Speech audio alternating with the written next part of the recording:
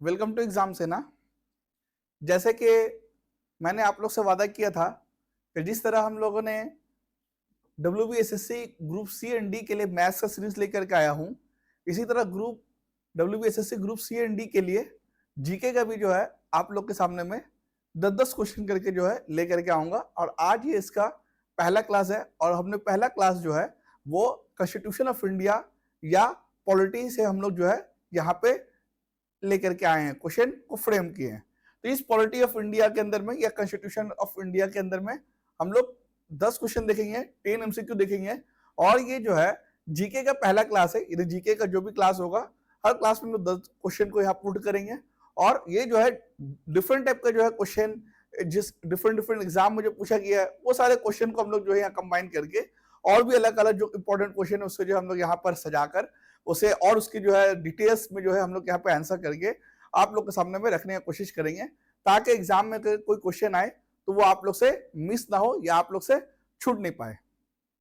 तो पहला जो क्लास है हम लोग का कॉन्स्टिट्यूशन ऑफ इंडिया से है, आप लोग देख ही सकते हैं।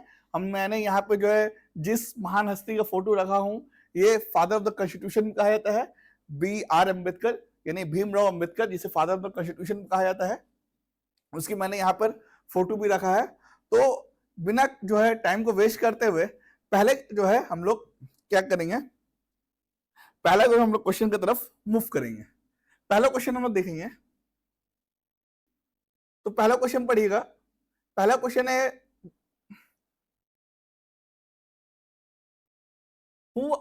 which among the following was the first attempt to regulate the affairs of the English East India Company। यानी हम लोग को मालूम होना चाहिए कि सन 1600 में एक कंपनी बनाया जाता है, कहां पे, ब्रिटेन के अंदर में।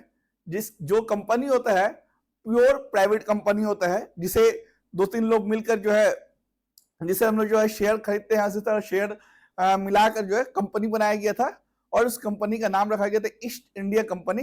सिर्फ उस ईस्ट इंडिया कंपनी को इंडिया आने के लिए, या केप ऑफ गुड होप्स बोल की जगह है अफ्रीका के नीचे साइड में, उसके ईस्टर्न साइड में जितने भी कंट्री है वहां पर ट्रेड करने के लिए अप्रूवल मिल जाता है। उस वक्त की जो रानी रहती है, वो रानी जो क्वीन एलिजाबेथ वन जो रहती है, वो अप्रूवल दे देती है।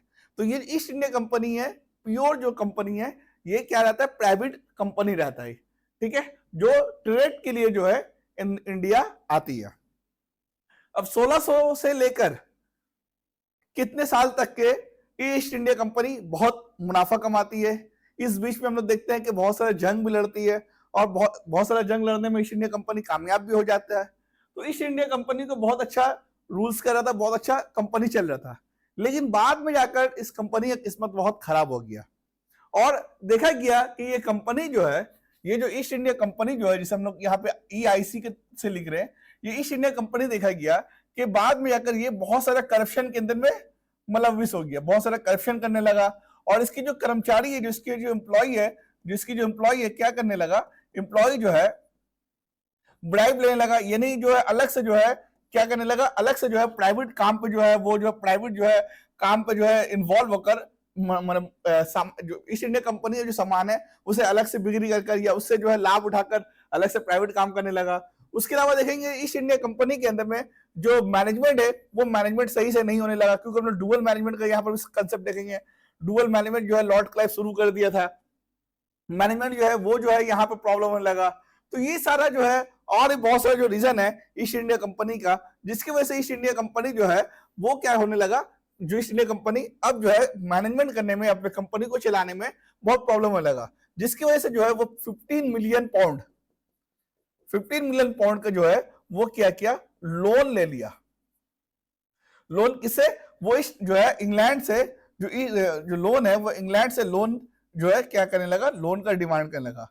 जब इतना बड़ा अमाउंट जो है लोन का जब डिमांड करने लगा, तब जाकर प्रॉब्लम ये आया कि जो वहां के, जो ब्रिटेन के अंदर में जो पार्लियामेंट हुआ करते थे, जो ब्रिटेन के मेंबर्स हुआ करते थे पार्लियामेंट के अंदर में, तो उसको ये लगा कि लॉर्ड क्लाइव इतने जैसे अमीर लोग, इतने जो है वो पैसे है उसके पास, लेकिन वो जो है इतने पैसे उसके पास है, लेकिन कंपनी जो है जिसको वो चला रहा है, जिसको रन कर रहा है, जिसका मुखिया है वो, जिसके हेड है वो जो है कंपनी को किस तरह से जो है लॉस में लेके चले गया।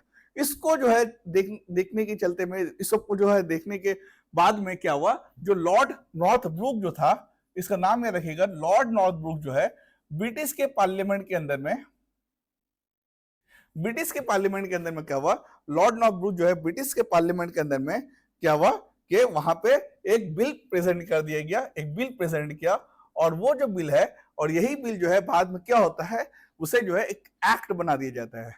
क्या बना दिया था, बिल जो है कानून बन जाता है। और वो बिल क्या था, वो बिल था रेगुलेटिंग एक्ट 1973, और इसका जो है इस ऑप्शन का भी आंसर है, यानी ये सबसे पहला एक्ट है जिसमें जो है ईस्ट इंडिया कंपनी को ब्रिटिश के पार्लियामेंट के थ्रू, ब्रिटिश के सरकार के थ्रू लगाम लगाया जाता है। जो है घोड़ा का जो है नस्ल जैसे कसा जाता है, इसी तरह से इसका नस्ल को जो है कसा जाता है। यानी वो क्या वजह है जिसमें जो है उसकी जो है जो एम्प्लॉय है वो अमीर होते जा रहा है, लेकिन ईस्ट इंडिया कंपनी जो कि कंपनी है वो जो है घाटे में जा रहा है।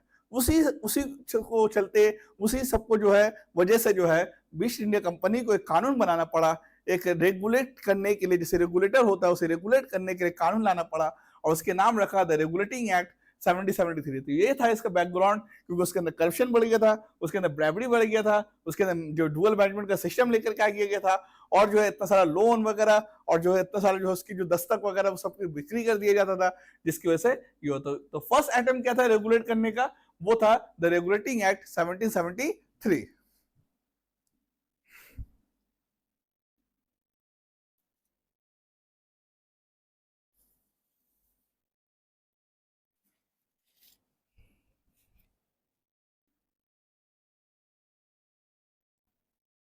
ठीक है, तो नेक्स्ट क्वेश्चन चलेंगे। तो क्वेश्चन नंबर 2 देखिएगा, तो इसका आंसर सी हो जाएगा। क्वेश्चन नंबर 2 बोल रहा है कि आर्टिकल नंबर 326, तो आर्टिकल नंबर जो 326 है उसके बारे में यहाँ पे सवाल दिया गया है। तो ये जो आर्टिकल नंबर 326 है, ये कॉन्स्टिट्यूशन ऑफ इंडिया का जो 326 नंबर आर्टिकल है, ये क्या करता है, ग्रांटेड करता है electoral franchise to every Indian citizen who has not been declared bankrupt, criminal, insane और non resident and has attained age of. यानी जो हमारा आर्टिकल नंबर है, देखिए आर्टिकल नंबर 324 जो है इलेक्शन कमीशन के बारे में बात करता है, और इसी इलेक्शन कमीशन के बाद में दो आर्टिकल के बाद में 326 नंबर जो आर्टिकल है वो जो है क्या चीज की बात करता है, आर्टिकल नंबर 326 जो है, आर्टिकल नंबर 326 जो है वो क्या चीज की बात करता है, वो बात करता है यूनिवर्सल एडल्ट फ्रेंचाइज के बारे में बात करता है। ठीक है, तो आर्टिकल नंबर जो 326 है वो यूनिवर्सल एडल्ट फ्रेंचाइज की बात करता है। और अगर देखा जाए ये फ्रेंचाइज जो है एक फ्रेंच वर्ड से लिया गया है, एक फ्रेंच वर्ड से लिया गया है, फ्रैंक, और इसका मतलब क्या होता है, इसका मतलब होता है फ्री। इसका मतलब क्या होता है, इसका मतलब होता है फ्री। यानी आर्टिकल नंबर 326 जो है ये फ्रैंक वर्ड यानी फ्री से लिया गया है, और ये जो यूनिवर्सल एडल्ट फ्रेंचाइज है इसका मतलब ये हुआ कि हमारे हिंदुस्तान के अंदर में जो भी मर्द हो या औरत हो या जो है जिसकी उम्र या ट्रांसजेंडर हो, अगर उसका एज 18 हो जाता है, 18 से 18 साल से ऊपर हो जाता है, तो उसको जो है अधिकार मिल जाता है, उसको राइट मिल जाता है। वो राइट क्या होता है कि वो राइट होता है कि वो अपना अधिकार को इस्तेमाल करते हुए अपना जो रिप्रेजेंटेटिव डेमोक्रेसी के अंदर जो अपना रिप्रेजेंटेटिव चुना जाता है वो चुनने का अधिकार उसको आर्टिकल नंबर 326 जो है उसे देता है। ठीक है, यानी 18 प्लस वाले जो जितने भी एज होंगे, 18 प्लस यानी ऑप्शन है 18 प्लस 18 ईयर्स, यानी जैसे ही 18 साल होगा उसका जो है वोटर कार्ड बन जाता है, और वो वोटर कार्ड से क्या होता है, वो वोट देने का उसके पास में अधिकार आ जाता है। और वो वोट के थ्रू क्या करेगा, वोट के थ्रू करेगा ये कि वो जो है अपने जो रिप्रेजेंटेटिव है यानी लोकसभा, राज्यसभा और पार्लियामेंट और जो है लोकल जो जो वोट होता है उसमें वो जो है हिस्सा ले पाएगा, और उस हिस्से के थ्रू जो है अपना मत के थ्रू जो है अपना नेता चुन पाएगा। ठीक है, तो इसके पीछे लेकिन इसमें देखिए एक ये भी है, एक जो है एक आपको यहाँ पे ये भी दिया गया है कि लेकिन इसमें कंडीशन दिया गया कि वो बैंक करप्ट ना हो, यानी उसका वो जो है किसी बैंक का पैसा छुड़ा के या बैंक का लोन लेने के बाद उस बैंक का पैसा जो है वापस ना किया हो, किसी तरह कोई हार्ड कोर क्रिमिनल ना हो।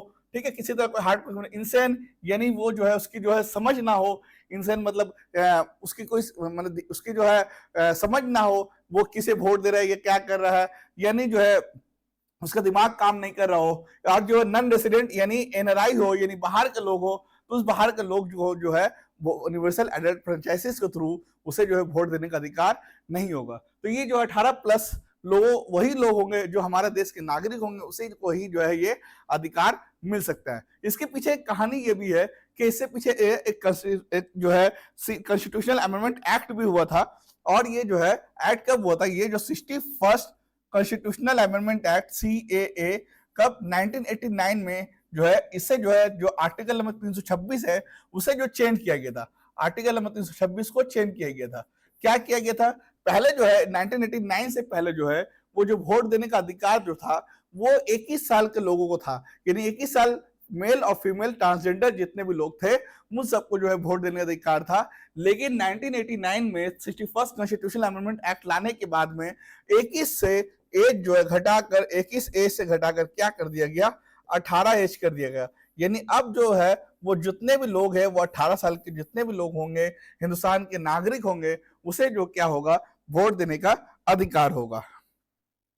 अब ये जो यूनिवर्सल एडल्ट फ्रेंचाइजेस जो है, ये तो हम लोग संविधान बनने के बाद का है, संविधान बनने से पहले भी जो है इसकी आवाज बहुत बार उठाई गई थी। ऐसा देखा गया है कि प्री इंडिपेंडेंस जो है, प्री इंडिपेंडेंस हम लोग देखेंगे कि प्री इंडिपेंडेंस में सिर्फ जो है 13% जो है हिंदुस्तानी को, 30% जो है इंडियन को जो है वोट देने का अधिकार हुआ करता था। 30% हिंदुस्तानी को वोट देने का अधिकार हुआ करता था। तो सबसे पहले जो इसकी वकालत की गई, सबसे पहले जो इस चीज की बात किया गया कि यूनिवर्सल एडल्ट फ्रेंचाइज होना चाहिए था, उस वक्त उम्र को लेकर नहीं बात हुआ था, लेकिन ये हुआ था कि यूनिवर्सल एडल्ट फ्रेंचाइज होना चाहिए था। वो सबसे पहले जो है सब हुआ था 1928 में, और ये जो देखा गया था नेहरू रिपोर्ट के अंदर में। यानी मोतीलाल जो नेहरू जो थे, यानी जवाहरलाल नेहरू के पिताजी, उन्होंने सबसे पहले जो है नेहरू रिपोर्ट पेश किया था 1928 के अंदर में। उसमें जो है वो इस चीज की बात की थी कि यूनिवर्सल एडल्ट फ्रेंचाइजीज की बात की गई थी, यानी इक्वली राइट्स की बात की गई थी, इक्वली राइट्स की बात की गई थी। उसके बाद जो हम लोग देखेंगे, उसके बाद जो है 1931 के अंदर में भी, 1931 के अंदर में जो कराची सेक्शन हम लोग देखेंगे, कराची सेक्शन जो हुआ था, कराची सेक्शन कहाँ पे हुआ था, INC जो है कराची के अंदर में हुआ था। उसमें भी जो है इक्वली रिप्रेजेंटेटिव की बात की गई थी, उसमें भी जो है इक्वली जो है रिप्रेजेंटेटिव, इक्वली जो है इक्वली वोट देने की बात की गई थी। तो ये बात जो है हम लोग के प्री इंडिपेंडेंट, यानी जब हम लोग जो है जब हम लोग जो है ये इंडिया के फ्रीडम मूवमेंट जब हम लोग चला रहे थे, उस फ्रीडम मूवमेंट में भी जो है हम लोग जो है देखेंगे इस यूनिवर्सल एडल्ट फ्रेंचाइजेस की बात की गई थी। ठीक है, तो संविधान बनने के बाद जो है ये 4 चीज को छोड़ने के बाद, एक्सेप्ट ये 4 चीज को, बाकी हर लोगों को जो है यूनिवर्सल एडल्ट फ्रेंचाइजेस के अंदर में शामिल किया गया। और वो उम्र कितनी है, वो उम्र है 18 साल। आप आर्टिकल याद रखिएगा, आर्टिकल 326 के अंदर लिखा गया है। इस आर्टिकल के बाद अमेंडमेंट भी किया गया है, वो amendment 61st constitutional amendment act 1989 के अंदर में। ठीक है, तो इसका आंसर क्या हो जाएगा, ऑप्शन नंबर ए इसका आंसर हो जाएगा। नेक्स्ट हम लोग देखेंगे,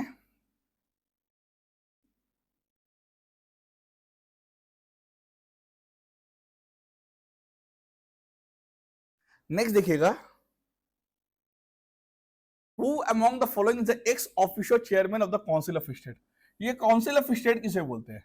तो हम लोग को मालूम होना चाहिए कि हमारे जो है हमारे जो कानून जो है, लॉ मेकर्स जो है, वो कानून जो लॉ मेकर्स है वो हाउस में बैठते हैं, यानी जिस घर में बैठ के जो है कानून बनाते हैं, लॉ बनाते हैं, उस घर को हम लोग बोलते हैं, उस घर को बोलते हैं हम लोग हाउस, या हम लोग बोल सकते हैं उस वो जो है उस घर को बोलते हैं पार्लियामेंट। इस पार्लियामेंट के अंदर में 2 तरह का घर होता है, इस पार्लियामेंट के अंदर में 2 तरह का घर होता है। एक को बोलते हैं हम लोग अपर हाउस, एक को बोलते हैं हम लोग अपर हाउस, और एक को बोलते हैं हम लोग लोअर हाउस, लोअर हाउस। इस अपर हाउस को हम लोग क्या बोलते हैं, इस अपर हाउस को हम लोग बोलते हैं राज्यसभा, इस अपर हाउस को हम लोग बोलते हैं, इस अपर हाउस को हम बोलते हैं राज्यसभा, और उस लोअर हाउस को हम लोग क्या बोलते हैं, उस लोअर हाउस को हम लोग बोलते हैं लोकसभा।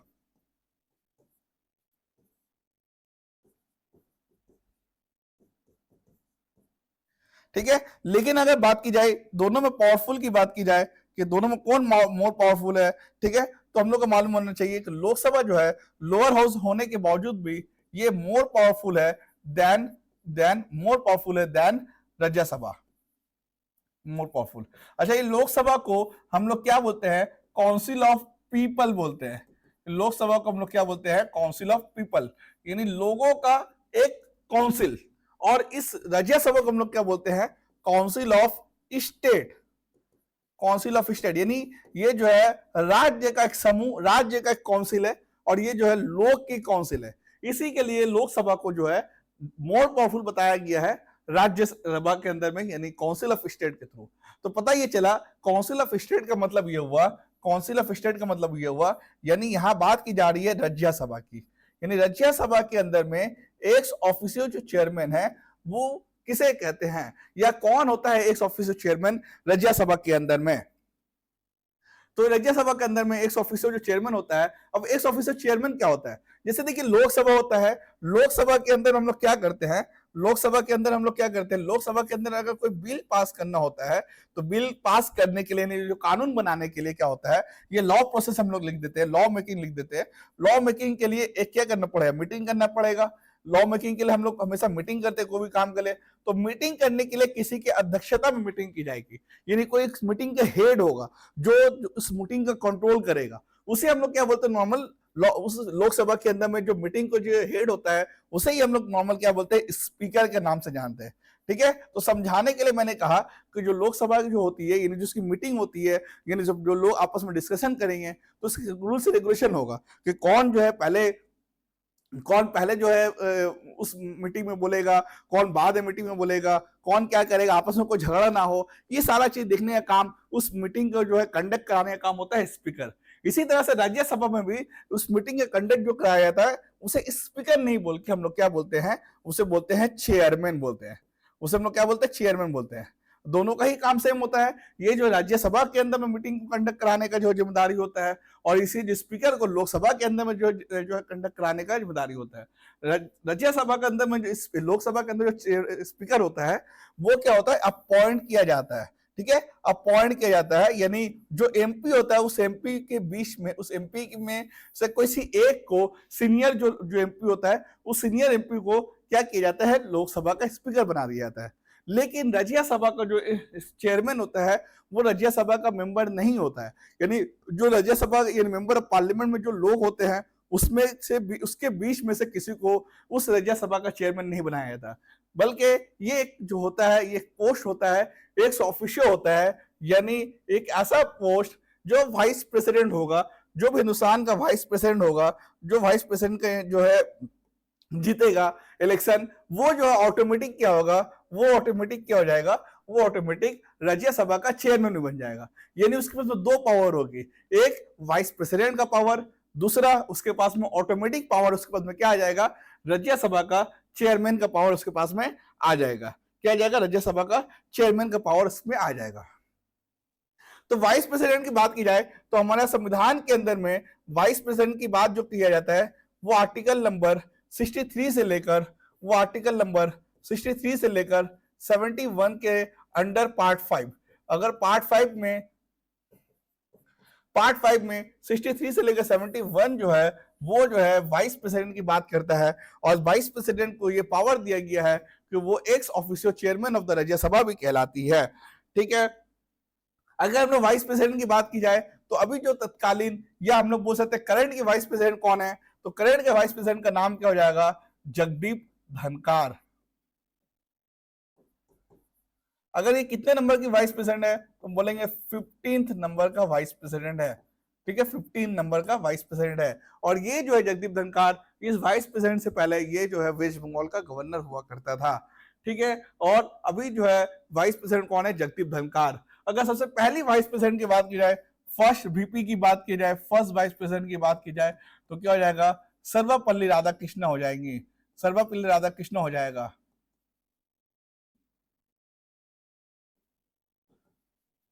जिसके नाम पे हम लोग क्या करते हैं, सर्वपल्ली राधाकृष्ण नाम पे, जिसका जन्म कितना हुआ था, इसका जन्म हुआ था 5 सितंबर 1888 में।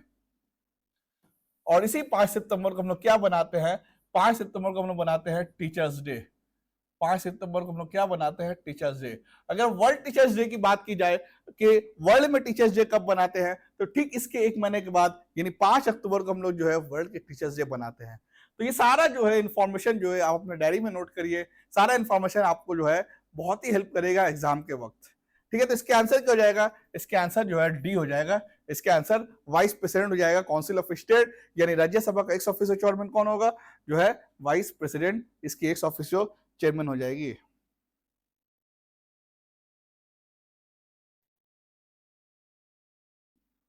हेलो, 4 नंबर देखिएगा, by which of the following amendments by which of the following amendments of the Indian Constitution Sikkim become a state of India। यानी इस 4 में से किस अमेंडमेंट के तहत, इस 4 में से किस अमेंडमेंट के तहत सिक्किम को एक जो है स्टेट बनाया गया। हम लोग को मालूम है कि हम लोग सिक्किम जो है हमारा इंडिया का एक स्टेट है। अगर इसके इतिहास की बात की जाए तो 34th कॉन्स्टिट्यूशनल अमेंडमेंट एक्ट 1974 में सिक्किम को क्या किया गया, सिक्किम को एक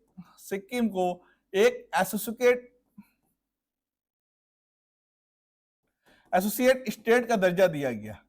ठीक है, 34 कॉन्स्टिट्यूशनल अमेंडमेंट 1974 में सिक्किम को एक एसोसिएट स्टेट का दर्जा दिया गया। उसके बाद वाला जो साल आया और 35 कॉन्स्टिट्यूशनल अमेंडमेंट एक्ट में जो है 1975 साल चेंज हो जाता है, सिक्किम को एक फुल स्टेटहुड का दर्जा दिया जाता है, फुल स्टेटहुड का दर्जा दिया जाता है। ठीक है, फुल स्टेटहुड का दर्जा दिया जाता है। 1974 में आप लोग को यहाँ पे मालूम होना चाहिए कि जो है वो एसोसिएटेड स्टेट का दर्जा दिया जाता है, और 1975 में 35th कॉन्स्टिट्यूशनल अमेंडमेंट एक्ट के अंदर में जो है फुल स्टेटहुड का क्या होता है, दर्जा दिया जाता है। तो किस जो है एक्ट के तहत किस अमेंडमेंट के तहत जो है सिक्किम को एक स्टेट बनाया जाता है, तो मेरा आंसर हो जाएगा 35th कॉन्स्टिट्यूशनल अमेंडमेंट एक्ट 1975 को जो है सिक्किम को फुल स्टेटहुड जो है बना दिया जाता है। Sorry, 36 constitutional amendment, 36 constitutional amendment, ये होगा, ये तो गलती हो गई, ये वाला 35 होगा और ये 36 होगा। ठीक है, तो 36 कॉन्स्टिट्यूशनल अमेंडमेंट 1975 को सिक्किम को एक फुल स्टेट बना दिया जाता है। अगर सिक्किम की बात की जाए तो सिक्किम जो है हमारा इंडिया का जो है सबसे जो है लोएस्ट स्टेट माना जाता है in terms of lowest state, is terms of क्या होगा, इन टर्म्स ऑफ पॉपुलेशन, यानी आबादी के हिसाब से, जनसंख्या के हिसाब से जो है सबसे छोटा स्टेट अगर बोला जाए इंडिया के अंदर में तो कौन हो जाएगा, तो जनसंख्या के हिसाब से जो है सिक्किम जो है सबसे छोटा स्टेट हो जाएगा। और अगर सबसे जो है लोएस्ट स्टेट अगर बात की जाए इन टर्म्स ऑफ एरिया तो कौन हो जाएगा, गोवा। अगर एरिया के हिसाब से जो है सबसे छोटा स्टेट की बात की जाए तो गोवा हो जाएगी। जनसंख्या आबादी के हिसाब से अगर सबसे छोटा स्टेट की बात की जाए तो सिक्किम हो जाएगा। सिक्किम के अगर कैपिटल की बात की जाए तो सिक्किम कैपिटल की बात की जाए तो आप लोग सब जो है मोस्टली जो है आप लोग घूमने गए होंगे, बहुत फेमस जगह है गैंगटॉक। तो Gangtok is the capital of जो है सिक्किम। सिक्किम की अगर हम लोग सीएम की बात की जाए तो क्या हो जाएगा, प्रेम सिंह तमांग।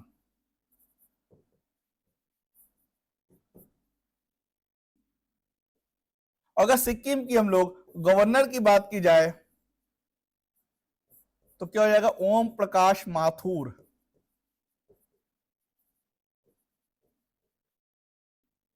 तो सिक्किम की सीएम जो है प्रेम सिंह तामांग, और सिक्किम के गवर्नर की बात की जाए तो ओम प्रकाश माथुर हो जाएंगे। यही सिक्किम है जो सिक्किम के अंदर में हमारा इंडिया का जो सबसे हाईएस्ट पॉइंट है, यानी इंडिया का सबसे जो ऊंची चोटी है जिसे हम लोग जो है कंचनजंगा बोलते हैं,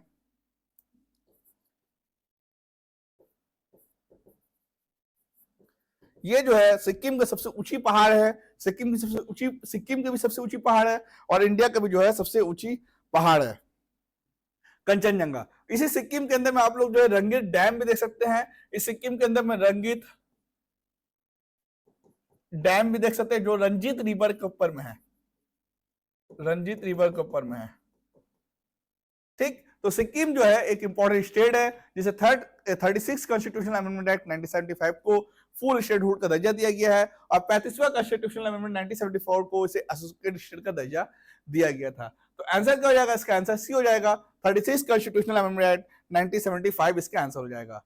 नेक्स्ट क्वेश्चन की तरफ मूव करते हैं। ये जो है 5 नंबर जो है देखेंगे हम लोग।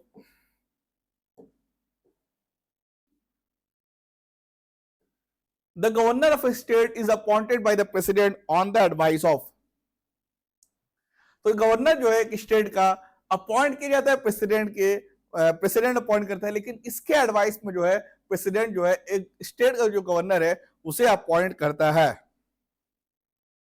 तो देखिएगा गवर्नर की अगर बात की जाए तो गवर्नर के आर्टिकल बात की जाए तो 153 से लेकर 167 तक के आपको देखने को मिलेगा। तो 153 से लेकर 167 आर्टिकल जो है वो जो है आपको देखने को मिलेगा। ये गवर्नर के बारे में बताता है अंडर पार्ट 6। ठीक, तो गवर्नर जो है तो 153 नंबर के अंदर में आर्टिकल में है कि there shall be a governor of state, यानी हर स्टेट के अंदर में एक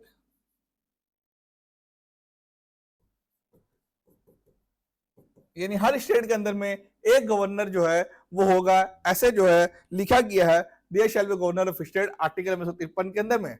7 कॉन्स्टिट्यूशनल अमेंडमेंट एक्ट 1953 के अंदर में 7वां कॉन्स्टिट्यूशनल अमेंडमेंट एक्ट हुआ और उस कॉन्स्टिट्यूशनल अमेंडमेंट 1956 के अंदर में उस कॉन्स्टिट्यूशनल अमेंडमेंट के अंदर ये बताया गया कि governor should be more than 2 और मोर स्टेट, यानी गवर्नर जो है वो 2 या 2 से ज्यादा जो है स्टेट के लिए हो सकता है। ठीक है, 7वां कॉन्स्टिट्यूशनल अमेंडमेंट एक्ट में ये चेंजिंग किया गया कि जो गवर्नर है वो 2 या 2 से ज्यादा जो है स्टेट के लिए गवर्नर हो सकता है। ठीक है, तो आप ये लोग ये इंपॉर्टेंट है, ये याद रखिएगा। जो 7वां कॉन्स्टिट्यूशन 1956 है उसमें ये बोला गया कि जो गवर्नर है वो 2 या 2 से ज्यादा जो है ये बन सकता है। अब जो है 153 के बाद 157 नंबर अगर हम लोग आर्टिकल की बात करेंगे तो 157 नंबर में ये बोला गया कि 155 के अंदर में ये बोला गया कि president governor is appointed by the president.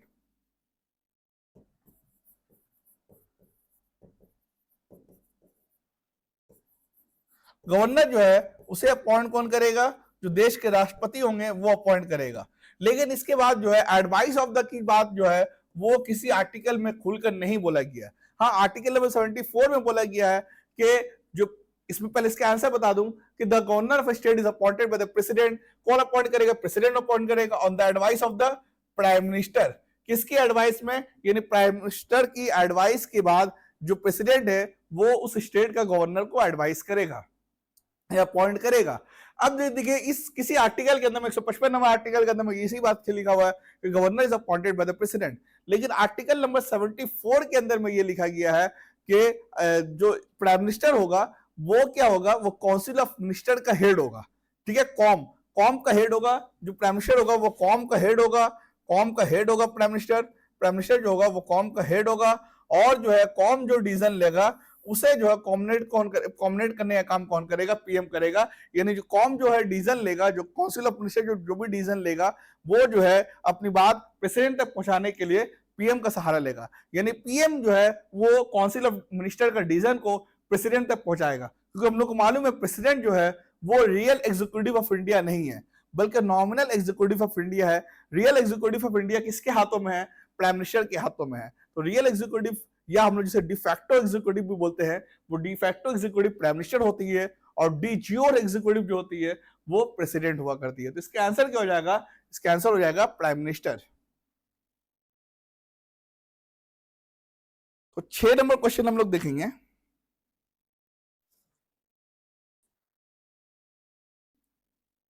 The president gives his resignation president के बारे में बात आ गई। प्रेसिडेंट जो है वो अपना रिजाइन लेटर किसे देती है? प्रेसिडेंट जो है वो अपना रिजाइन लेटर किसे देती है? अगर प्रेसिडेंट की बात की जाए तो प्रेसिडेंट की आर्टिकल की बात की जाए तो इसका जो आर्टिकल है, आर्टिकल नंबर 52 से 62 ऑफ पार्ट 5, यानी आर्टिकल नंबर 52 में क्या लिखा हुआ है? There shall be a president of India. जैसे कि हम लोग देखे आर्टिकल नंबर 153 के अंदर में there shall be governor of state, इसी तरह there shall be president of India, यानी जो है एक ही प्रेसिडेंट होगा इंडिया का, एक प्रेसिडेंट होगा। ये आर्टिकल नंबर 52 के अंदर में साफ साफ लफ्जों के अंदर में लिखा हुआ है। अब द प्रेसिडेंट की रिजाइनेशन, प्रेसिडेंट जो अपना रिजाइनेशन किस पे तो गया, तो आर्टिकल नंबर 56 क्लाउज 1 के अंदर में लिखा हुआ है जो प्रेसिडेंट है वो अपना जो है रिजाइनेशन जो है किसे देगा? द प्रेसिडेंट रिजाइन किसे देगा? तो टू द वीपी, वीपी मतलब वाइस प्रेसिडेंट। तो जो प्रेसिडेंट है वो अपना रिजाइनेशन लेटर जो देगा वो किसे देगा? वो वाइस प्रेसिडेंट को देगा। और वाइस प्रेसिडेंट इसे क्या करेगा? आर्टिकल नंबर 56 के क्लॉज 2 के अंदर में क्या लिखा हुआ? वाइस प्रेसिडेंट इन्फॉर्म करेगा इस रिजनेशन को किसे? To the speaker of Lok Sabha. ठीक है, तो लोकसभा तक पहुंचाने का काम कौन करेगा? स्पीकर करेगा। लोकसभा के स्पीकर तक पहुंचाने का काम कौन करेगा? वाइस प्रेसिडेंट करेगा। ठीक है, अच्छा यहां पर तो हो गया, तो प्रेसिडेंट की डिसीजन किसे देगा? वाइस प्रेसिडेंट कौन देगा? आर्टिकल नंबर 56 के अंदर लिखा हुआ है। ठीक है, आगे हम लोग देखेंगे कि प्रेसिडेंट का टर्म क्या होता है, वो भी हम लोग यहां देखें। तो इसका आंसर क्या हो जाएगा? इसका आंसर सी हो जाएगा। 7 नंबर देखेंगे, for what period does the vice president of India hold office? तो वाइस प्रेसिडेंट जो है वो अपना कितने तक के जो है वो अपना, तो हम लोग को जैसे हम लोग को मालूम है कि वाइस प्रेसिडेंट जो है ये एक संवैधानिक पद है। कितना है? संवैधानिक पद है। तो आर्टिकल नंबर इसकी क्या हो जाएगा? तो वाइस प्रेसिडेंट जैसे वीपी हम लोग बोले, आर्टिकल नंबर 63 से 71 जैसे हम लोग देखे इससे पहले पार्ट 5, पार्ट 5 के अंदर में 63 से 71 तक जो है वो वाइस प्रेसिडेंट के बारे में बताता है। अब आर्टिकल नंबर जो है इसमें देखिए बोले कि कब तक के जो है वाइस प्रेसिडेंट जो है ऑफ इंडिया होल्ड ऑफिस, यानी 5 साल till the age of 65 years, 6 साल, 2 साल। ठीक है, तो इसका आंसर क्या हो जाएगा? इसके आंसर हो जाएगा 5 साल। लेकिन यहां पर एक जो है क्वेश्चन हमेशा पूछता है कि 5 साल जो है काउंटिंग कब से होगा? 5 साल जो है काउंटिंग कब से होगा? जब इलेक्शन का अनाउंसमेंट होगा तब से 5 साल चुना जाएगा, या जिस दिन रिजल्ट का अनाउंसमेंट होगा तब से 5 साल, या जिस दिन वो ऑफिस के अंदर आए एंट्री करेगा तब से? तो आंसर है 5 जो ये साल है ये कब से जो है काउंट किया जाएगा? व्हेन वीपी इंटर्स हिज ऑफिस, यानी जिस दिन उसका पहला ऑफिस का जिस दिन पहला दिन होगा उस दिन से जो है वो 5 साल तक काउंट किया जाएगा। ठीक है, जिस दिन उसका पहला दिन होगा उस साल तक जो है वो 5 साल तक काउंट किया जाएगा। ठीक है, तो हम लोग नेक्स्ट क्वेश्चन की तरफ चलेंगे। अब यहां पे बताया कि who appoints the prime minister of India? Who appoints the prime minister of India? तो जैसे हम लोग को मालूम है कि प्राइम मिनिस्टर ऑफ इंडिया कौन होता है, तो प्राइम मिनिस्टर ऑफ इंडिया जो है इसे कौन अपॉइंट करता है? अब इसमें जो है हम लोग को ये, अब हम लोग को ये लगेगा कि प्राइम मिनिस्टर ऑफ इंडिया को कौन अपॉइंट करेगा? इसको तो जो है हम लोग वोट देते हैं और वोट जो होता है वो उसे चुनता है। तो यहाँ पे सवाल बोला है कि प्राइम मिनिस्टर को कौन अपॉइंट करेगा, और यहाँ तो है पीपल्स की बात ही नहीं किया गया, पीपल ऑफ इंडिया की बात ही नहीं किया गया, तो कौन चुनेगा ये बात यहाँ पे किया गया है। तो आर्टिकल नंबर 75 के अंदर में एक आर्टिकल है कि पीएम यानी prime minister is appointed by, prime minister को कौन अपॉइंट करेगा? Prime minister is appointed by president and other minister is appointed by president on the advice of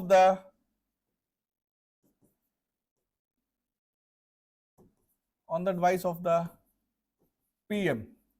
यानी आर्टिकल नंबर 75 है, आर्टिकल नंबर 75 के अंदर में साफ साफ लिखा हुआ है कि जो प्रेसिडेंट है उसे अपॉइंटमेंट देने का काम कौन करेगा, जो प्राइम मिनिस्टर उसे अपॉइंटमेंट देने का काम कौन करेगा, प्रेसिडेंट करेगा।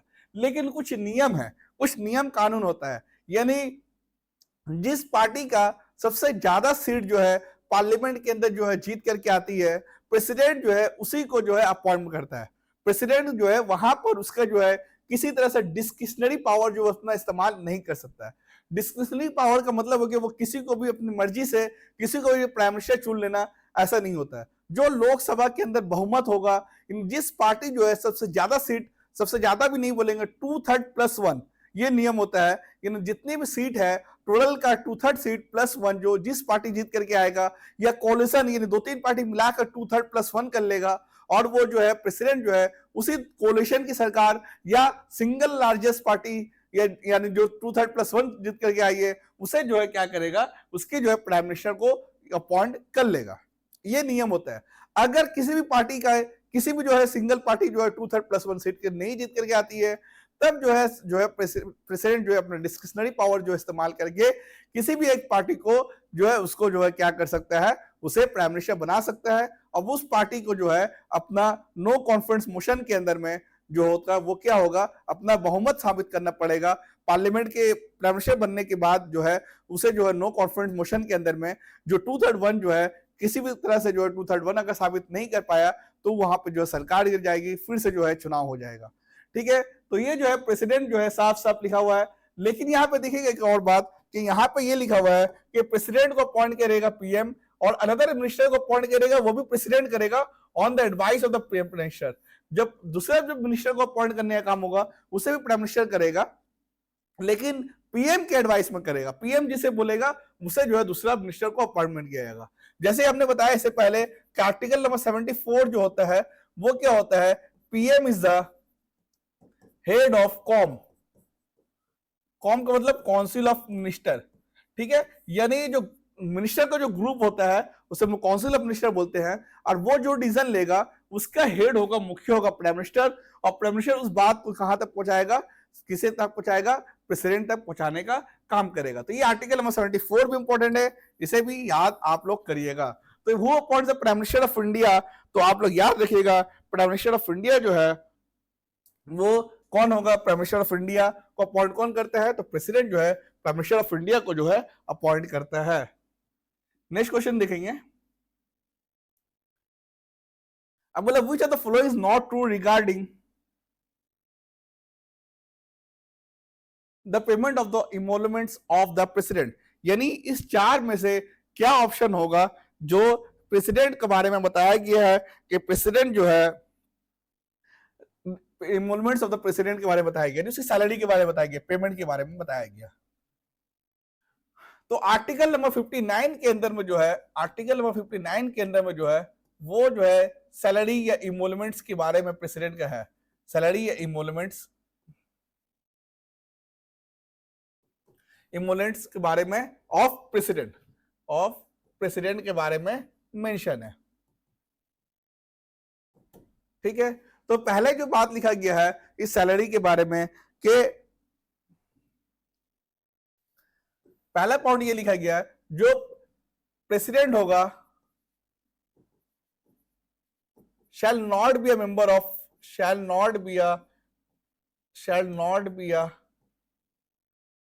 of either house। जो प्रेसिडेंट होगा वो किसी भी हाउस का मेंबर नहीं होगा। ये नहीं, ये ना तो लोकसभा का मेंबर होगा और ना ही राज्यसभा का मेंबर होगा, किसी भी जो है मेंबर ये नहीं होगा। दूसरा लिखा हुआ है shall not hold office of profit, यानी किसी तरह का भी लाभदायक ऑफिस को जो है वो क्या कर सकता है, स्वीकार या वो नहीं रख सकता है अपने पास। वो किसी भी तरह का जो है उसे नहीं रखना पड़ेगा, किसी भी तरह का ऑफिस ऑफ प्रॉफिट। ठीक है, तीसरा बात जो है उसे जो है एक रहने के लिए ऑफिशियल रेसिडेंस उसको मिलेगा। ठीक है, विथआउट रेंट क्या मिलेगा? एक ऑफिशियल रेसिडेंस मिलेगा। किसे? प्रेसिडेंट को, जिसके लिए उसे किसी तरह का कोई पैसा देना नहीं पड़ेगा, जिसे हम लोग क्या बोलते हैं? राष्ट्रपति भवन बोलते हैं। ठीक है। और चौथा जो है, उसे जो है उसकी जो सैलरी है, वो जो इमोलमेंट्स है, वो क्या कर सकता है? ठीक है, वो जो है आपको क्या करना पड़ेगा? वो आपको जो है कॉन्सोलिडेट फंड से देना पड़ेगा, या आपको जो है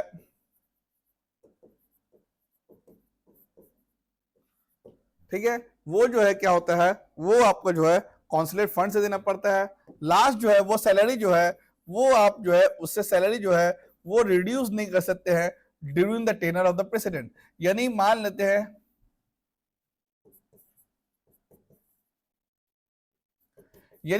हैं अगर आज के टाइम में प्रेसिडेंट का सैलरी 5 लाख है, आज के टाइम में प्रेसिडेंट का सैलरी कितने? 5 लाख।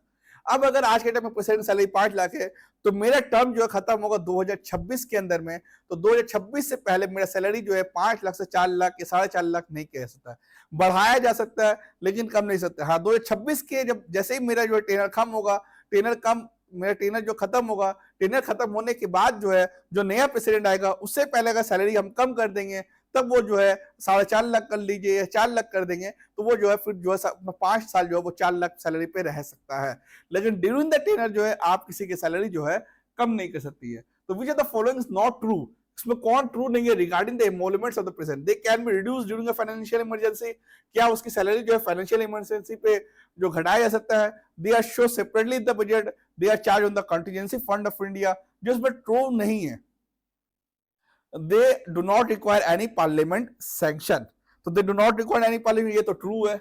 उसे जो है उसकी जो है सैलरी के लिए किसी तरह कोई सैंक्शन की जरूरत नहीं है। They can reduce during financial emergency, लेकिन फाइनेंशियल इमरजेंसी के टाइम में उसकी सैलरी कम कर सकते हैं। फाइनेंशियल इमरजेंसी के टाइम में हर सरकारी कर्मचारी का, हर एम्प्लॉय का जो है आपका जो है सैलरी रिड्यूस कर सकते हैं। They are show separately in the budget, जब बजट पास करते हैं तो उसकी सैलरी अलग करके हम हिसाब करते हैं, ऐसा कुछ नहीं है। They are charge on the contingency fund, contingency fund नहीं होगा बल्कि कॉन्सोलिडेट फंड होगा। कॉन्टीजेंसी फंड क्या होता है? एक इमरजेंसी फंड होता है। कॉन्टीजेंसी फंड जो होता है वो एक इमरजेंसी फंड होता है, जिसके अंदर बहुत कम राशि रखा जाता है, इमरजेंसी में अगर लगे तो वहां से निकाला जाए। बाद बाकी जो हम लोग खर्च करते हैं, सरकार जो खर्च करती है वो कॉन्सोलिडेट फंड से खर्च करती है। तो इसकी सैलरी भी जो दी जाती है प्रेसिडेंट का, वो कॉन्सोलिडेट फंड से दिया जाता है। तो इसका आंसर क्या हो जाएगा? ये हो जाएगा, ये ट्रू नहीं है, ये नॉट ट्रू है, और यही पूछा था, ये मेरा आंसर हो जाएगा। और लास्ट क्वेश्चन की तरफ हम मूव करते हैं। लास्ट क्वेश्चन है the total number of members, the total number of members of, क्या लिखा हुआ है? The Lok Sabha and the Rajya Sabha. तो देखिएगा, तो बोला कि टोटल नंबर। अब देखिए, हम लोग जैसे बताया कि 2 हाउस होता है, एक होता है लोकसभा, एक होता है राज्यसभा। ठीक है, तो लोकसभा, राज्यसभा, ये दोनों के अंदर में जो नॉमिनेट पर्सन होती है, जिसे जीतना नहीं होता है, वो कितनी होती है? तो राज्यसभा जो होता है, इसके अंदर में आर्टिकल नंबर 80 के अंदर में उसकी जो कॉम्पोजिशन की बात की जाएगी, यानी इसकी जो मैक्सिमम जो सीट होगी, मैक्सिमम जो सीट होगी, मैक्स टू मैक्स जो सीट होगा, वो 250 होगा। मैक्स टू मैक्स सीट कितना होगा? 250 होगा। फिलहाल अभी कितनी सीट है? 245 अभी जो है प्रेजेंट में इसका सीट है। वो किस तरह से बना है कि 229 जो है वो स्टेट से जो है लोग को जो है चुनाव लड़के आएंगे, और 4 जो है वो यूनियन टेरिटरी से चुनाव लड़के आएंगे, मतलब रिप्रेजेंट करेंगे 4, 233 हो गया है, और 12 जो है वो नॉमिनेट होंगे। और ये 12 जो है नॉमिनेट किस किस में होंगे? एक आर्ट में होंगे, एक साइंस में होंगे, एक सोशल स्टडीज में होंगे, और एक लिटरेचर के अंदर में। ये 4 फील्ड से जो है, ये 4 फील्ड से जो है वो 12 लोगों को लेंगे। तो कितना हो जाएगा? 9 4 13 2 15, यानी टोटल मिलाकर 235 लोग हैं।